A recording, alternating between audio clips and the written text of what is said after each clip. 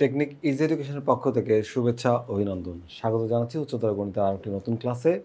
আজকের ক্লাসে আমরা সিলেট বোর্ড 2025 সালের যে বোর্ড প্রশ্নটি আছে সেই প্রশ্নটি সমাধান করব। তোমরা দেখতে পাচ্ছ প্রশ্নটি। প্রথমে আমরা প্রশ্ন কয়ের সমাধান করব। কয়ের সমাধান করতে আমাদের উদ্দীপক প্রয়োজন হবে না। একটি চাকা 2.2 কিলোমিটার পথ যেতে কতবার ঘোরে? 45 বার ঘোরে। চাকাটির ব্যাসার্ধ নির্ণয় করো। দেখো একটা চাকাকে, ধরো এইটা একটা চাকা, এই চাকাটাকে যদি আমি একবার ঘোরাই, তাহলে একবার যদি ঘোরাই তাহলে এটা কী হবে বলতো? পরিধির সমান পথ অতিক্রম করবে, অর্থাৎ এর চারিদিকে যে পরিমাণ বৃত্তাকার পথ, এই পথটাকে যদি তুমি সোজা করে দাও, যতটুকু পথ হবে এই বৃত্তাকার পথও ততটুকু হবে। অর্থাৎ চাকাটাকে একবার ঘোরায় দিলে পরিধির সমান পথই অতিক্রম করবে, অর্থাৎ পরিধিতে যতটা জায়গা থাকবে সেই পরিমাণ পথ কিন্তু অতিক্রম করবে। তাহলে আমাদের এখানে বলা হয়েছে কি যে একটি চাকা এত কিলোমিটার পথ যেতে এতবার ঘোরে, তার মানে এই পথটাকে তুমি এতবার দিয়ে ভাগ করে দিলে তুমি ঘোরা মানে পথের পরিধির সংখ্যাটা পেয়ে যাবা। এখন দেখো এখানে আছে 2.25 কিলোমিটার, আমরা চাইলে এটাকে মিটারে নিয়ে যেতে পারি। আমি দৈর্ঘ্যের একক মিটার এককে নিয়ে গেলাম, কারণ এটা 45 বার, এটাতে ভাগ করলে খুব ছোট সংখ্যা আসবে, তাই আমি এটাকে মিটারে কনভার্ট করলে মানে অ্যান্সারটা বের করতে সুবিধা হবে। তো আমরা যদি আমাদের ইজি হায়ার ম্যাথ বই থেকে একটু বোঝার চেষ্টা করি যে চাকার ব্যাসার্ধকে আর মিটার ধরলাম, পরিধির সূত্র আমরা জানি 2πr। কি জানি? 2πr। এখন আমরা জানি যে একটা চাকাকে একবার ঘোরালে তার পরিধিতে যে পথটা আছে সেই পথটা সে অতিক্রম করে। তাহলে 45 বার যদি ঘোরে তাহলে কি পরিমাণ পথ অতিক্রম করবে? চাকার পরিধি 2πr, এটা হলো একবার ঘোরার পরিধি। 45 বার ঘুরে টোটালি 90πr পরিমাণ পথ অতিক্রম করবে। এখন দেখো এই যে আমাদের পথ ছিল 2.25, কি ছিল বলো তো? 2.25। তো 2.25কে আমরা যদি 1000 দিয়ে গুণ করি তাহলে এটা মিটার এককে কনভার্ট হয়ে যায়। এবার এই যে 90 পাই, জাস্ট এটাকে এই পাশে ভাগ করে দাও। আমাদের দরকার আর এর মান বের করতে বলছে ব্যাসার্ধ, তো ব্যাসার্ধ হচ্ছে আর, তাহলে আরটাকে রেখে এরা ছিল গুণ আকার, এই পাশে ভাগ করে দাও। এই যে 90 আর পায়ের মান 3.1416। টোটালটাকে ক্যালকুলেটরে বসায় দিলে আমরা পাচ্ছি কত? আমরা পাচ্ছি হচ্ছে আর ইকুয়ালস টু 7.96 মিটার প্রায়। এটাই হচ্ছে আমাদের এই কোশ্চেনের সলিউশন, খুবই সহজ। আমরা এখন ক্ষয়ের সমাধান করব। তো ক্ষয়ের সমাধান করার জন্য আমাদের দেওয়া আছে, দেখো উদ্দীপকে L sine theta plus M cos theta, এই অংশটা আমার দরকার, সমান সমান হচ্ছে এন। এইটা আমাদের দেওয়া আছে প্রশ্নে, আর আমাদের প্রমাণ করতে হবে হচ্ছে এই অংশটা। দেখো এল সাইন থেটা মাইনাস হচ্ছে M cos theta is equals to L square plus M square minus N square. তো এই টাইপের প্রশ্ন কিন্তু আমরা অনেক সমাধান করেছি, ওইভাবেই আমরা এটাকেও সমাধান করব।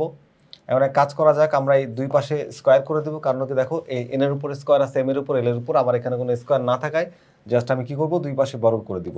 তাহলে এল সাইন থেটা প্লাস হচ্ছে এম কস থেটা, এটাকে দিলাম হোল স্কোয়ার করে, আর এই পাশে লিখলাম হচ্ছে এন স্কোয়ার। এখন দুই পাশে যদি স্কোয়ার করে ফেলেছি, লেফট সাইডে আমরা ফর্মুলা দিতে পারি এ প্লাস বি হোল স্কোয়ারের formula. A plus B whole স্কোয়ারের ফর্মুলা কি? এ স্কোয়ার মানে L square sine square theta A square plus 2 L sine theta আর হচ্ছে এম কস থেটা প্লাস হচ্ছে বি স্কোয়ার মানে M square cos square theta লিখতে পারবো is equals to N square. কী করেছি বলো তো? ফর্মুলা দিয়ে দিলাম A square plus B, A plus B whole square formula A square plus twice B plus B square. এখন আমরা খেয়াল করি এই যে L square sine square theta আর এখানে আছে হচ্ছে M square cos square theta. একটু খেয়াল করতে অ্যান্সারে আমার এল সাথে আছে কস থেটা, তো আমার এখানে এল হচ্ছে সাইন থেটা, তাহলে এটাকে আমি যদি এল এর সাথে কস আনতে চাই তাহলে কি করতে হবে? এই এল স্কোয়ারটা রেখে সাইন স্কোয়ারের পরিবর্তে তুমি 1 মাইনাস কস স্কোয়ার থেটা লিখতে পারো, প্লাস 2 এল সাইন থেটা আর হচ্ছে এম কস থেটা। এখানেও সেম প্রসেস, তুমি এখানে এম স্কোয়ারটাকে রেখে 1 মাইনাস সাইন স্কোয়ার থেটা এই ফর্মুলাটা দিতে পারো is equals to N square. এখন এদের মধ্যে গুণ করে দেবো, গুণ করলে কি পাচ্ছি আমি? গুণ করলে পাচ্ছি হচ্ছে এল স্কোয়ার ইন্টু 1, তাহলে L square minus L square cos square theta plus 2 L sine theta আর হচ্ছে এম কস থেটা প্লাস এখানে গুণ করে দাও এম স্কোয়ার ইন্টু 1, তাহলে M square minus M square sine square theta is equals to N square. এবার আমরা কি করব? এইবার আমরা যে কাজটা করব সেটা হচ্ছে এই এল স্কোয়ার আর এই এম স্কোয়ার, এই দুটা তো পজিটিভ, এদেরকে ওই পাশে পাঠিয়ে দেবো, অর্থাৎ লেফট সাইড থেকে রাইট সাইডে পাঠাবো, এরা পজিটিভ থেকে নেগেটিভ হয়ে যাবে। তাহলে এদেরকে পাঠিয়ে দিই ওই পাশে, minus L square cos square theta, বাকি সব এখানে থেকে যাবে, প্লাস 2 এল সাইন থেটা আর হচ্ছে M cos theta minus M square sine square theta is equals to N square. এই এল স্কোয়ারটা ওপাশে গেলে কি হচ্ছে বলো তো, এই এল স্কোয়ারটা ওপাশে গেলে মাইনাস হয়ে যাচ্ছে, মাইনাস এল স্কোয়ার।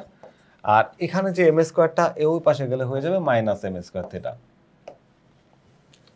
আচ্ছা, এখন একটু খেয়াল করে দেখো, অ্যান্সার দিকে তাকাও। এই অ্যান্সারটাতে এল স্কোয়ারটা পজিটিভ, এম স্কোয়ারটা পজিটিভ, আমাদের এখানে হচ্ছে নেগেটিভ, তাহলে কি করতে হবে, মাইনাস ওয়ান দিয়ে এটাকে মাল্টিপ্লাই করতে হবে। তো মাইনাস ওয়ান দিয়ে যদি গুণ করে তাহলে চিহ্নটা পরিবর্তন হয়ে যাবে। তো আমরা মাইনাস ওয়ান দিয়ে গুণ করে দিই, তাহলে এখানে এল স্কোয়ার কস স্কোয়ার থিটা হবে মাইনাস টু। আচ্ছা, এদের মধ্যে তো গুণের সম্পর্ক, তাই না? এই দেখো এখানে কি সম্পর্ক, একে অপরের সাথে গুণের সম্পর্ক। তো গুণের সম্পর্ক থাকলে আমি এটাকে সোজা করে মানে রিঅ্যারেঞ্জ করে লিখতে পারবো। তাহলে এই টু এল কস থেটা এটাকে লেখা যাবে আগে, আর হচ্ছে এম সাইন থেটা এটা লিখতে পারবো। আর এখানে তুমি হচ্ছে এটা প্লাস হয়ে যাচ্ছে, plus M square sine square theta equals to, এইখানেও কী হবে বলো তো, যেগুলো প্লাস হবে ওগুলো আগে আসবে। তাহলে এইটা প্লাস, এই এল স্কোয়ার প্লাস হয়ে যাবে, এম স্কোয়ারও প্লাস হয়ে যাবে, আর এন স্কোয়ারটা মাইনাস হয়ে যাবে। মাইনাস ওয়ান দিয়ে গুণ করলে সবার সাইন পরিবর্তন হয়ে যাবে। একটু খেয়াল করো, তুমি এল আর কসটাকে ধরো এ, এল আর কসটাকে কি ধরবা এ, তাহলে দেখো এখানে আছে এ স্কোয়ার। আর তুমি হচ্ছে এম আর সাইনটাকে ধরবো হচ্ছে বি, তাহলে এটা আছে হচ্ছে বি স্কোয়ার। তাহলে দেখো A square minus two A B plus B square, এটা এ মাইনাস বি হোল স্কোয়ারের ফর্মুলা হয়।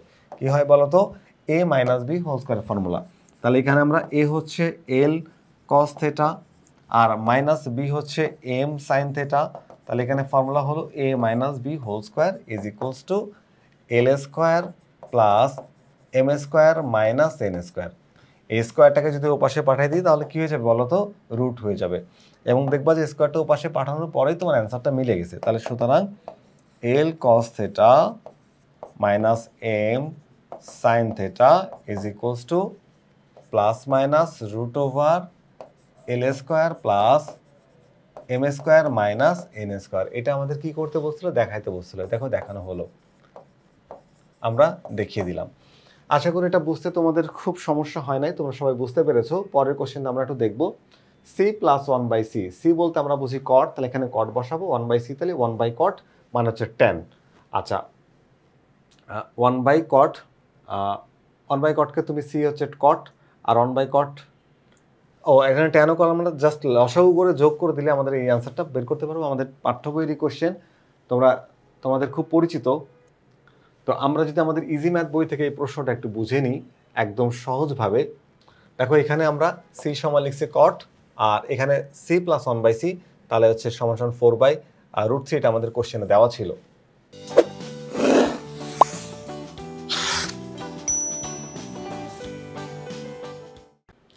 তো এরপরে আমরা যেটা করলাম, এই যে এখানে সি এর ভ্যালু কট আর ওয়ান বাই সি হচ্ছে সি ওয়ান বাই সি মানে ওয়ান বাই কট।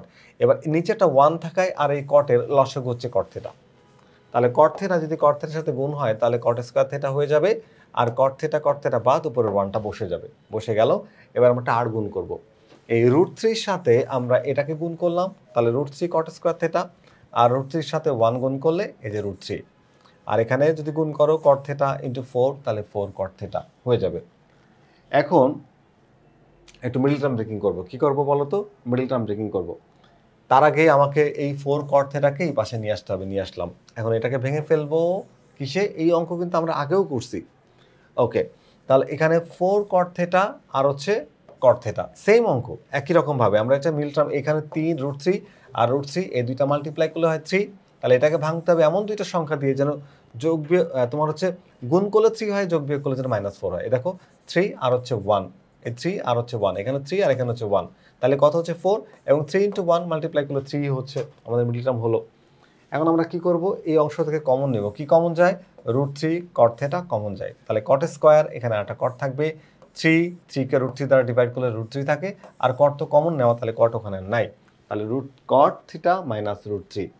তো ঠিক একই রকমভাবে আমরা যদি এখান থেকে কমন নিই, তো এই অংশ থেকে কমন যায় হচ্ছে মাইনাস ওয়ান, তাহলে এখানকার কট থেটা এই যে প্লাসে মাইনাসে মাইনাস ওয়ানকে রুট থ্রি দিয়ে ভাগ করলে রুট থ্রি হবে। একটু খেয়াল করে দেখো, দুইটার ব্র্যাকেটের মধ্যে সেম আসছে, cot theta minus root three, cot theta minus root three, তাহলে cot theta minus root three common নিলাম, আর এখানে রুট থ্রি কট থিটা এই যে, আর মাইনাস ওয়ানটা এই যে বলছে, আর একটা টার্ম হলো। তাহলে এই দুইটা টার্মের গুণফল দেখো শূন্য, দুই টার্মের গুণফল কি শূন্য, তাহলে একটা টার্ম সমান 0 হবে। দেখো এই যে একটা টার্ম সমান 0 লিখতে পারবা, লিখলা হচ্ছে এটা সমান সমান 0। তাহলে এই √3 কয় পাশে পাঠাও, প্লাস হয়ে যাক। একটু খেয়াল করে দেখো, এই যে তুমি √3টা বের করলা, এটা কি পজিটিভ নাকি নেগেটিভ? এটা অবশ্যই পজিটিভ, সামনে দেখতে পাচ্ছ কোনো চিহ্ন নাই মানে প্লাস। তো এই যে কটের মান বের করছে, এখন তুমি দেখো কট কোন কোন ঘরে পজিটিভ। কট হচ্ছে প্রথম ঘরে পজিটিভ, ফার্স্ট কোয়াড্রেন্টে পজিটিভ, আর থার্ড কোয়াড্রেন্টে পজিটিভ। তাহলে আমাকে এই দুই ঘরের মান বের করতে হবে কটের জন্য। কয় ঘরের মান বের করতে হবে? এই দুই ঘরের মান। ঠিক একই রকমভাবে যদি আমরা এই পাশের বাকি অংশটা দেখি, দেখো আছে কি যে √3 cot θ -1 = 0। তাহলে এখানে 1টাকে ওই পাশে পাঠাও, প্লাস হয়ে যাক, আর √3 ওই পাশে পাঠালে 1/√3 হচ্ছে। এখানেও আমরা মানটা পাইছি পজিটিভ। তাহলে এদের জন্য আমাদের দুই ঘরের মান, প্রথম চতুর্ভাগের মান, ফার্স্ট কোয়াড্রেন্টের মান বের করবা। তুমি হচ্ছে প্রথম চতুর্ভাগের মানটা বের করবা, এখানে ফার্স্ট অর্থাৎ এই চতুর্ভাগের আর থার্ড কোয়াড্রেন্টের মানটা বের করবা। এই দুই ঘরের মান বের করলে কিন্তু হয়ে যাচ্ছে। তার মানে √3 জন্য, অর্থাৎ এখানে পাইছি √3, তার জন্য আমরা দুইটা ঘরের মান বের করব, 1/√3 তার জন্য আমরা দুইটা ঘরের মান বের করব। এই মোট 4টা অ্যান্সার আমাদের হবে। আমি যদি তোমাদেরকে একটু মানটা বের করে দেখাই যে cot θ সমান কি পাইলাম বলো তো, √3। তো প্রথমে আমি সরাসরি প্রথম ঘরের মানটা বের করে ফেলছি। তাহলে cot θ সমান হচ্ছে √3 cot কত ডিগ্রি মান, √3 হচ্ছে cot 30 ডিগ্রি মান। তাহলে এখানে লিখবো হচ্ছে cot π/6। দুই পাশের cot বাদ দাও, θ = π/6, একটা মান চলে আসছে। এটা প্রথম চতুর্ভাগের মান আসছে, এই ঘরের প্রথম চতুর্ভাগের মান। এবার তৃতীয় চতুর্ভাগের মান বের করবো কি করে, এই হলো পাই 180, তার সাথে থেটাকে যোগ করলে, তুমি পায়ের সাথে থেটাকে যদি যোগ করো তাহলেই তুমি তৃতীয় চতুর্ভাগে এসে পড়বা। অর্থাৎ 180 ডিগ্রির সাথে তুমি যদি 30 ডিগ্রিকে যোগ করো তাহলে তুমি এই ঘরে এসে পড়বা। তাহলে আমরা লিখবো হচ্ছে cot θ সমান হচ্ছে cot, এই হচ্ছে 180 মানে পাই, আর প্লাস থেটা হচ্ছে এখানে π/6। তাহলে কত পাওয়া যাচ্ছে, cot θ = cot, এখানে 6 × পাই মানে 6π প্লাস পাই 7π বাই হচ্ছে 6। তা দুই পাশের cot বাদ দিয়ে দাও, তাহলে 7π/6। আমরা কিন্তু একটা অ্যান্সার পেয়ে গিয়েছি। ওকে, আর একটা অ্যান্সার তো এই যে সরাসরি আসছে, তার মানে কটের যে কটের যে √3 আসছিল তার জন্য আমরা অলরেডি দুইটা মান বের করে ফেলেছি।